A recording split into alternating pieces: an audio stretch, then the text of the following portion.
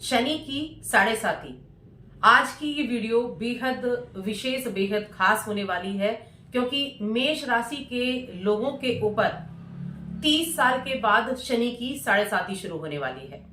और जब शनि की साढ़े साती शुरू होती है तो वहां शनि के रिजल्ट सबसे ज्यादा देखने को मिलते हैं।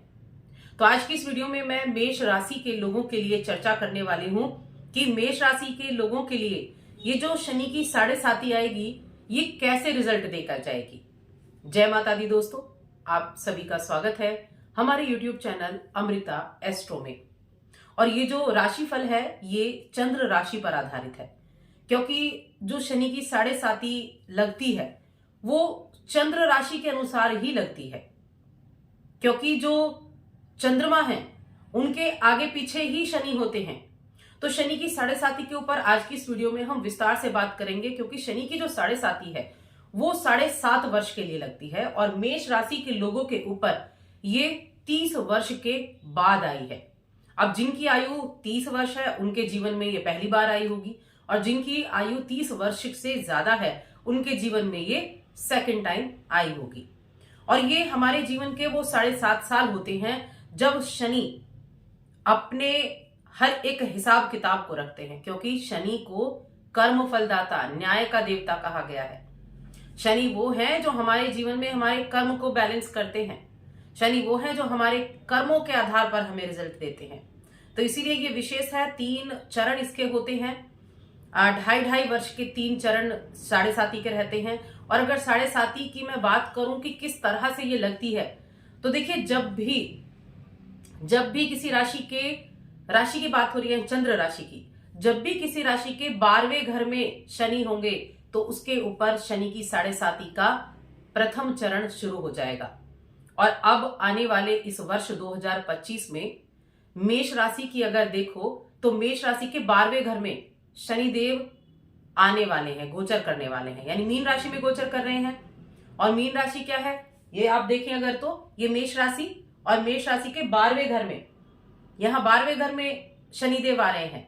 तो ये क्या करेंगे, जहां पर होते हैं उसके पीछे वाली राशि और उसके आगे वाली राशि, शनि आप जहां पर शनि बैठे हैं पीछे राशि उस पर भी शनि की साढ़े साती और आगे वाली राशि उस पर भी शनि की साढ़े साती।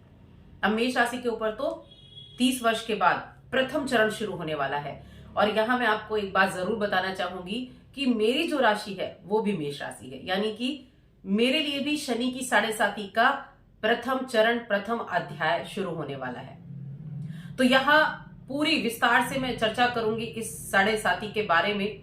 कोई डराने वाली बात नहीं होगी, क्योंकि साढ़े साती कैसे रिजल्ट देती है और किस तरह से ये आपके जीवन को बदलती है ये जानना बहुत ही अहम है। बस आगे बढ़ने से पहले छोटा सा ही निवेदन है, चैनल पर आप पहली बार आए हैं और अभी तक चैनल को सब्सक्राइब नहीं किया है तो चैनल को सब्सक्राइब जरूर कर लें। सबसे पहली चीज तो कि चंद्र राशि के अनुसार लगती है साढ़े साती, तो चंद्रमा को पीड़ित करती है, चंद्रमा को परेशान करती है, और चंद्रमा मन के कारक हैं तो मन को परेशान करती है।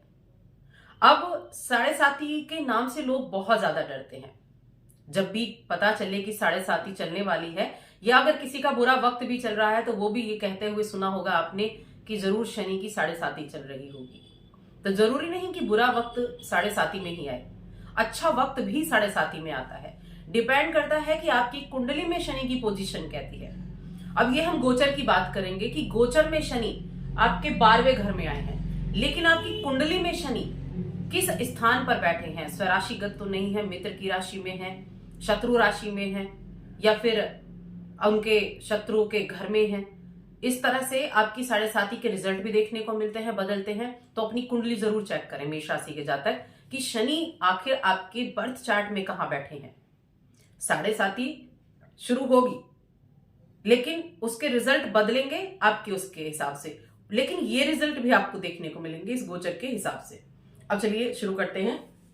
तो 12वें घर में शनि आ रहे हैं। 12वां घर कुंडली में कहा जाता है विदेश से जुड़ा हुआ, खर्चे से जुड़ा हुआ, व्यय का भाव है, ट्रेवल का, यात्राओं का, विदेश यात्रा का भाव है, एक्सपोर्ट इंपोर्ट का भाव भी है और हॉस्पिटल का भाव भी है। अब जब ये साढ़े साती शुरू होगी, एक तो आपके खर्चे बढ़ जाएंगे। दूसरा, आपके ट्रैवल भी बढ़ जाएंगे। आप बहुत ट्रैवल करने वाले हैं। इस 7.5 के प्रथम चरण की बात कर रहे हैं हम, जो 2.5 वर्ष का समय रहेगा। देखिए, इस 2.5 वर्ष के अंतराल में शनिदेव वक्री भी होंगे, मार्गी भी होंगे। तो शनिदेव का वक्रस्थ स्थिति जब होगी तब रिजल्ट बदलेंगे। इस चीज को भी ध्यान रखिए। मैंने 2025 का राशिफल बनाया, उसमें आप देखिए तो जुलाई से नवंबर तक शनिदेव वक्री होंगे। और वक्री यानी उल्टा चलता हुआ प्रतीत होना, तब वो आपको इसके रिजल्ट भी देंगे। फिलहाल हम पूरी शनि की 7.5 को ही लेकर चर्चा करने वाले हैं। विदेश यात्रा ये आपको करा सकते हैं।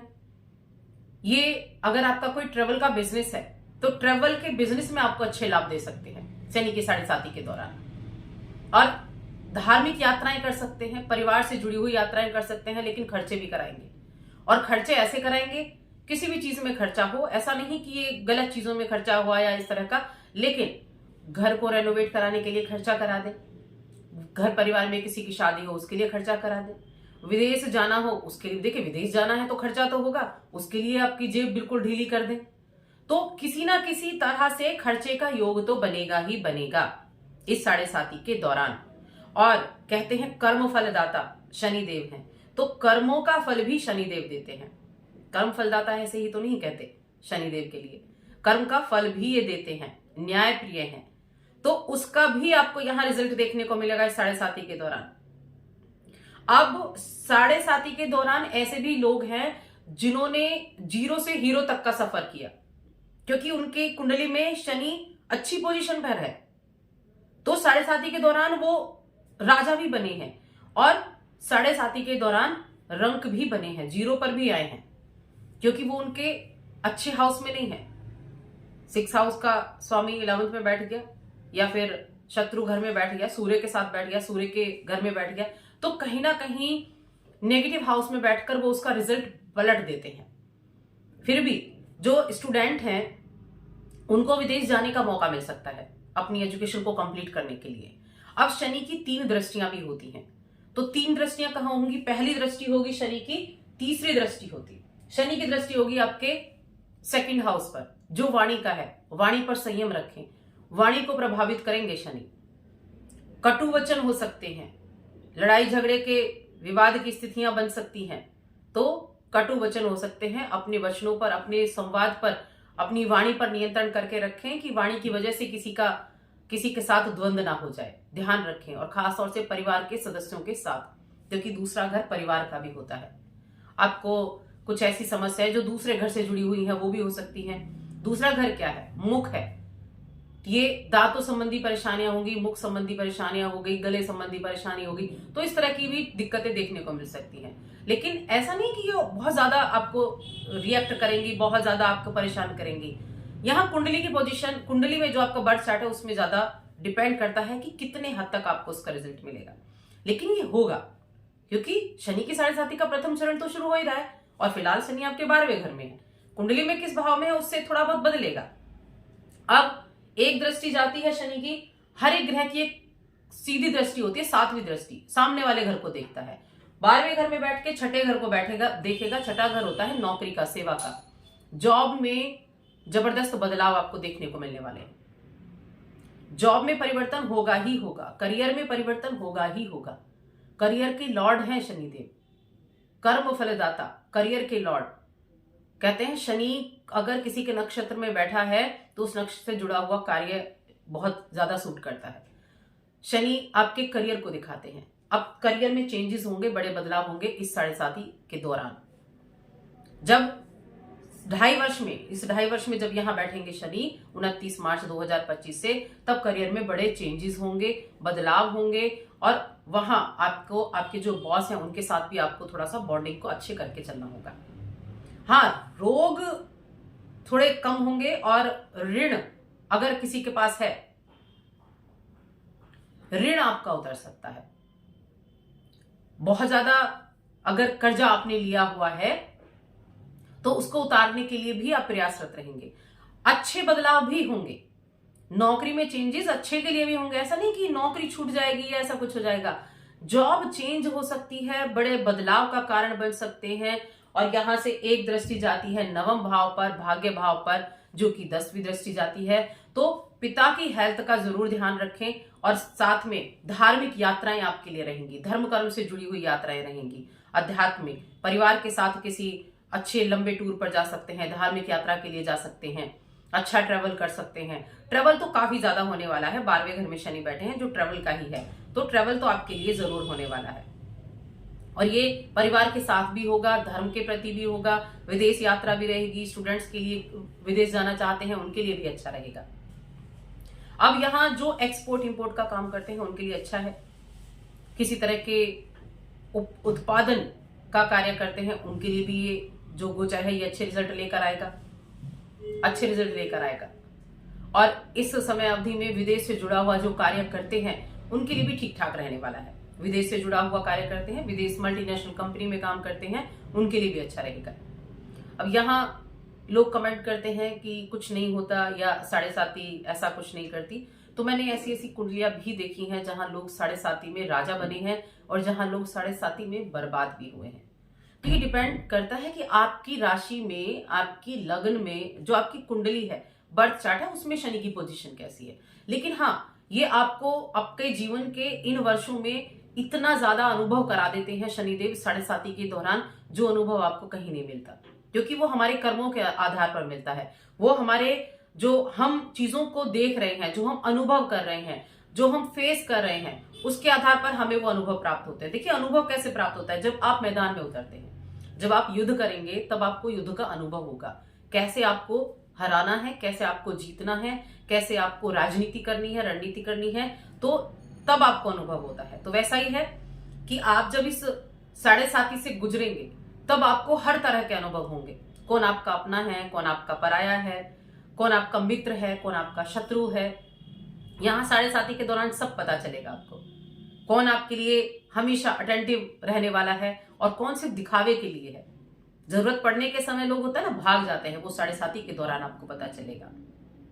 तो ये साढ़े साती के दौरान पहली बात तो डरना नहीं है। साढ़े साती के दौरान जो गोचर के रिजल्ट हैं वो मिलेंगे, लेकिन उससे ज्यादा आपको आपकी कुंडली में शनि की जो पोजीशन है उसके आधार पर आपको रिजल्ट देखने को मिलते हैं। लेकिन हाँ, साढ़े साती आपको अनुभव जरूर देकर जाती है, हर तरह के एक्सपीरियंस आपको कराती है, हर तरह के एक्सपीरियंस।